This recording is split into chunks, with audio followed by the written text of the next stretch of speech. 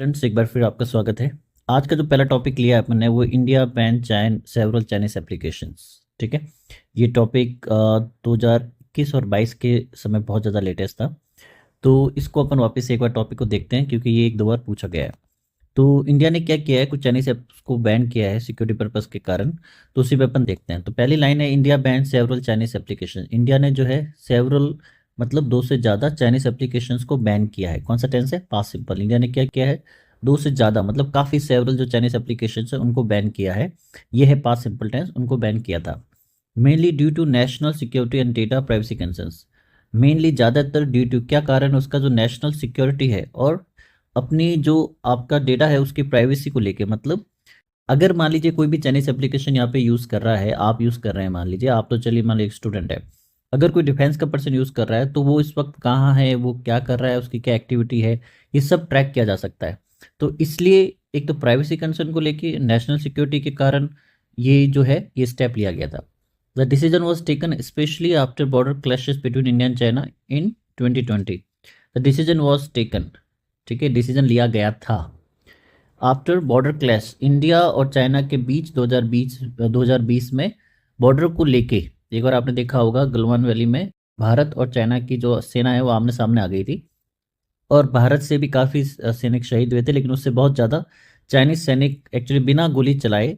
India India और China के बीच में इस टाइप की संधि है कि एक दूसरे पे फायर नहीं करेंगे, लेकिन बिना गोली चलाए चाइनीज भी काफ़ी सैनिक मारे गए थे। लेकिन चाइना इस टाइप की कंट्री जो अपनी डिटेल आगे एक्चुअली बताता नहीं है। तो 2020 में क्लैश हुआ था इंडिया और चाइना के बीच में, उसके बाद ये डिसीजन लिया गया था। अब रीजंस बैन के क्या है? नेशनल सिक्योरिटी कंसर्न है। कैसे?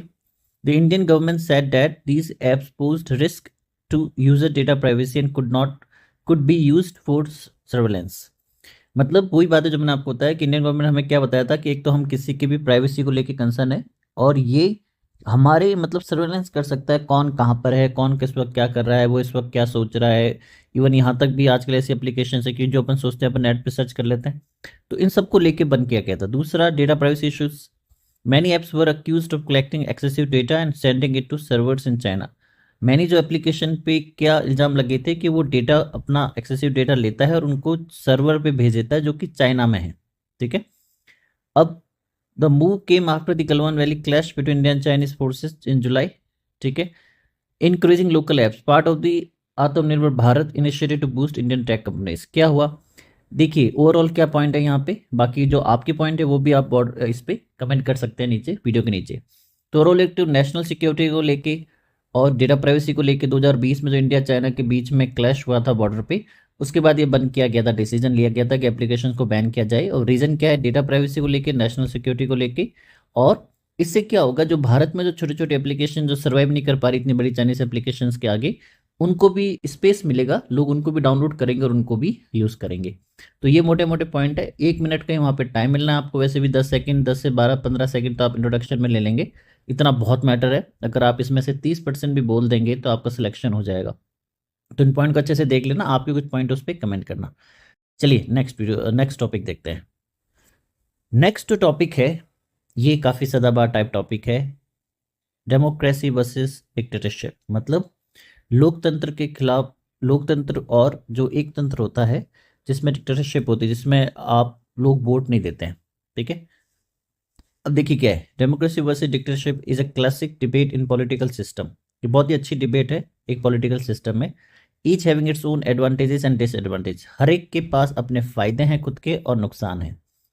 अब देखिए क्या क्या पॉइंट मैंने बनाए हैं। डेमोक्रेसी में क्या होता है? System where the government is elected by the people. एक सिस्टम है, गवर्नमेंट जो चुनी जाती है लोगों के द्वारा। Ensuring participation freedom and rights. इसमें क्या हर एक पार्ट करता है, अपना हिस्सा लेता है, उसके बाद आज़ादी है, उसके अपने अधिकार है, जैसे इंडिया हो गया, यूएसए हो गया और यूके हो गया। डिक्टेटरशिप में क्या? System where power is concentrated in one person. एक जो पावर है वो पूरी तरह किसके लिए डेडिकेट है? एक वन पर्सन, एक पर्सन के हैंड में है सब कुछ। And small group of ruling with strict control. और छोटे ग्रुप जो स्ट्रिक्ट कंट्रोल के साथ, जैसे नॉर्थ कोरिया एग्जाम्पल हो गया, वहाँ पे जो भी करना है वो वन पर्सन डिसाइड करेगा, दूसरा कोई उसमें कुछ डिसीजन नहीं ले सकता। फिर क्या पॉइंट है डेमोक्रेसी का? Leaders are elected through voting, power is limited by laws and institutions. Leaders है वो वोटिंग के थ्रू सिलेक्ट होते हैं, जो पावर है वो उनको लिमिट करती है एक तो कानून के द्वारा और अलग अलग डिपार्टमेंट है। जैसे इंडिया में इलेक्शन कमीशन है, ठीक है, तो इलेक्शन जो कमीशन है वो आज़ाद काम करता है। जैसे इलेक्शन में इंडिया में जो सुप्रीम कोर्ट है, अभी तो एक जज के घर से शायद 15 करोड़ रुपए मिले हैं, लेकिन उनको पावर को डिवाइड है, ठीक है, जो सरकार बनाते हैं उनको भी कंट्रोल करने के अलग अलग तरीके हैं। डिक्टेटरशिप में क्या होता है, सिंगल रूलर है, डिक्टेटर है, और small groups hold absolute power without public voting. उनके पास कंप्लीट पावर है, या तो एक डिक्टेटर या कुछ लोगों का एक ग्रुप है, ठीक है, और वो टोटल पावर को होल्ड करता है किसी भी विदाउट किसी वोटिंग के। फिर डेमोक्रेसी में क्या है, slow decision making due to debates voting and multiple opinions. अभी नेगेटिव पॉइंट है कि कोई भी डिसीजन लेना होता है तो बहुत ज़्यादा स्लो होता है, क्योंकि बहुत ज़्यादा लोगों से, जैसे अभी आपने वक्त बोर्ड का सुना होगा, बहुत ज़्यादा लोगों से मीटिंग करनी पड़ती है, सबको राजी रखना पड़ता है सबकी, तो ये एक लंबा प्रोसेस है। अच्छे डिसीजन में बहुत लंबे से अटक जाते हैं, और फिर उनकी वोटिंग है और बहुत लोगों की ओपिनियन लेने पड़ते हैं। डिक्टेटरशिप में क्या, fast decision are as one leader has full control but this can lead to operation. Decision fast हो जाता है कि लीडर एक है, लेकिन इससे क्या हो सकता है, इससे हो सकता है कि ये जो डिसीजन है ये नेगेटिव सेंस में भी चला जाए, कुछ लोगों के खिलाफ भी हो जाए। फिर डेमोक्रेसी में many stable in long run but frequent leadership changes can cause short term instability. अब मोर स्टेबल लॉन्ग टर्म के लिए तो सही, अगर कोई एक ही गवर्नमेंट लंबे समय के लिए बढ़िया चीज़ है, लेकिन अगर मान लीजिए शॉर्ट टर्म है, ठीक है, लीडर चेंजेस कैन कॉज, अगर लीडर का बदलाव हो रहा है शॉर्ट टर्म, तो क्या होगा भाई, जो वहाँ पे इनस्टेबिलिटी आ जाएगी, मतलब स्थिरता नहीं रहेगी। अगर बार बार सरकारें चेंज होगी तो एक लीडर फ्रिक्वेंसी नहीं रहेगा, बार बार सरकारें चेंज होगी। डिक्टेटरशिप में क्या है, often stable in short term, short term के लिए तो स्टेबल है क्योंकि एक ही लीडर है, लेकिन एक टाइम बाद, but can lead to rebellion and collapse over time, लेकिन एक समय के बाद कुछ लोग उसके खिलाफ उतर जाएंगे। और ये जैसे अपन मुस्लिम्स कंट्री में यहाँ पर देखते होंगे, सीरिया में जो भी हुआ, तो ये सारे पॉइंट्स है, ये तो बहुत ज़्यादा मैटर है, इसका आप 30-25% भी याद कर लेंगे तो आपका डिबेट में इस टॉपिक को लेके कोई आपको डाउट नहीं रहेगा। आपके कोई पॉइंट है तो वीडियो के नीचे आप कमेंट करेगा।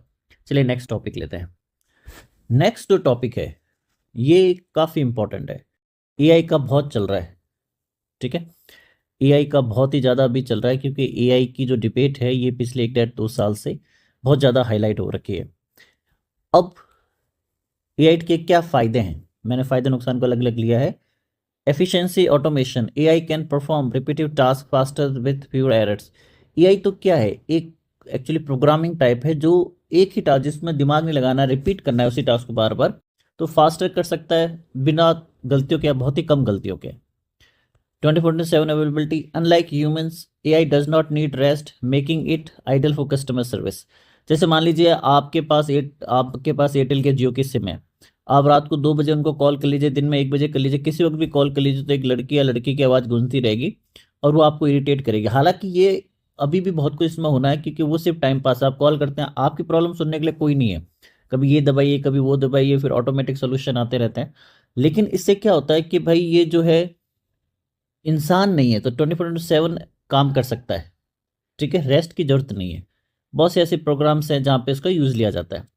Improved accuracy, AI systems like medical diagnosis tools can analyze data more accurately than human। अगर आपने कोई प्रोग्रामिंग कर दी है तो इंसान से हो सकता है गलती हो जाए, लेकिन एआई जो मशीन है या जो सॉफ्टवेयर प्रोग्रामिंग है वो तो उसके कोड्स पे काम करती है, तो एक बार आपने जो उसको बता दिया वो उसी पे काम करेगी, और उसमें अगर कोई लूप होल हो गया है तो फिर लूप होल हो सकता है, अदरवाइज वो उसी पे रिपीटेड काम करती रहेगी। अब इनोवेशन या नया क्या है, AI helps in medical research, drug discovery, space exploration and scientific advancement. इन सब चीज़ों में एआई काम करे, मेडिकल रिसर्च हो गया, दवाइयों पे काम हो गया, स्पेस को लेके काम हो गया, साइंटिफिक, इन चीज़ों पे एआई का आजकल बहुत ज़्यादा यूज़ हो रहा है, ठीक है। Risk detection, AI can perform dangerous jobs like defusing bombs and working in extreme environment. अब एआई से जब आप काम करते हैं तो डेंजरस जो जो खतरनाक जॉब्स है उनको किया जा सकता है, कैसे, क्योंकि तो मशीन है, सॉफ्टवेयर प्रोग्रामिंग है।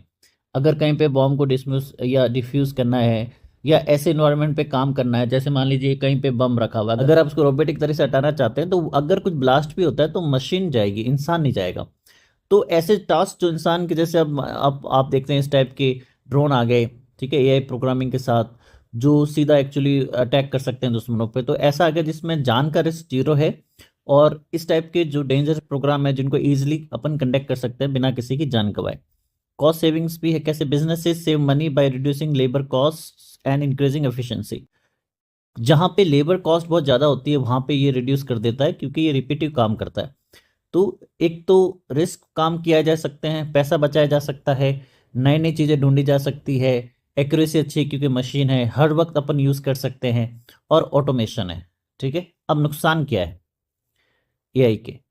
एआई जॉब लॉसेस हो रहा है, जैसे AI in automation can replace human jobs specially in manufacturing, retail and customer service. AI और ऑटोमेशन ने क्या किया है, इंसान के जॉब को रिप्लेस कर दिया है, खासकर कुछ बनाना हो, बेचना हो, या कस्टमर सर्विस के हिसाब से। तो जॉब्स जा रही है, पर अगेन इससे नई जॉब्स बनेगी, आपको एआई पे एजुकेशन पे पढ़ाई करनी पड़ेगी, लेकिन फिलहाल जॉब्स जा रही है। Lack of creative and emotions, AI क्या है, AI lacks human institution creativity and emotional intelligence. AI तो मशीन है ना, उसके अंदर कोई, जैसे एग्जांपल के मान लीजिए आपने कस्टमर सर्विस पे कॉल किया, आप तो बहुत ज़्यादा इरिटेट हो रहे हैं, आप चाहते हैं कि कोई आपको सिर्फ इतना बोल दे, आपसे अच्छी तरह बात कर ले, चाहे आपकी प्रॉब्लम सॉल्व होनी हो। फिर एआई तो क्या करेगा, कस्टमर सर्विस आप कॉल करेंगे तो वो तो वही रिपीट चीज़ें बार बार बार बार बार बार बताएगा, तो आप तो इरिटेट ही होंगे, क्योंकि वो आपके इमोशंस को नहीं समझ रहा है कि इस वक्त आप बहुत ज़्यादा, कि अपन देखते हैं कस्टमर सर्विस में लोग लड़ने लग जाते हैं, क्योंकि वहाँ पे लोगों को सोल्यूशन चाहिए। ठीक है, लेकिन एआई इमोशंस या क्रिएशन में लैक करता है, क्योंकि वो तो प्रोग्रामिंग है। Security privacy risk, AI driven cyber attacks, deep fakes and data breaches pose significant risk. AI से क्या होता है कि साइबर अटैक हो सकते हैं, क्योंकि वो फिक्स प्रोग्रामिंग, अगर प्रोग्रामिंग में कहीं भी लैक हो जाता है तो आप जो प्रोग्राम बना रहे हैं उसी को हैक किया जा सकता है, लोगों का मिसयूज हो जाता है, डीप फेक्स, लोगों की कोई चीज़ है उसको अपन देखते हैं आजकल बहुत सारा फेक वीडियोज़ आ रहे हैं। ठीक है, रूल तोड़ देते हैं, सिग्निफिकेंट रिस्क तो है, क्योंकि अगर प्रोग्रामिंग में गलती हो गई या उसको क्रैक कर लिया गया तो फिर सिक्योरिटी रिस्क हो जाती है। हाई डेवलपमेंट कॉस्ट, अब a requires a lot of investment in hardware software expertise. बहुत सी एआई हैं जो बहुत ज़्यादा एक्सपेंसिव है, उन पे बहुत ज़्यादा पैसा खर्च होता है, तो उनके लिए क्या होता है, उनके लिए फिर बहुत ज़्यादा इन्वेस्टमेंट चाहिए, तो ये कॉस्टली प्रोसेस भी है। राइट, तो ये इसके नुकसान है और ऊपर उसके फ़ायदे हैं। इसका अगर आप 20-30% भी बोल देंगे तो आपको कोई बाहर नहीं निकाल पाएगा। ठीक है, तो इनको अच्छे से देख लेना, अपने पॉइंट भी इसमें ऐड कर सकते हैं, इसको जोड़ सकते हैं, इनसे आइडिया ले सकते हैं, और कुछ पॉइंट है वो नीचे कमेंट में भी कर सकते हैं टॉपिक को लेके। चलिए, मुझे उम्मीद है वीडियो आपको पसंद आया होगा, वीडियो को लाइक करेगा, चैनल को सब्सक्राइब करेगा। Thank you for watching, thank you.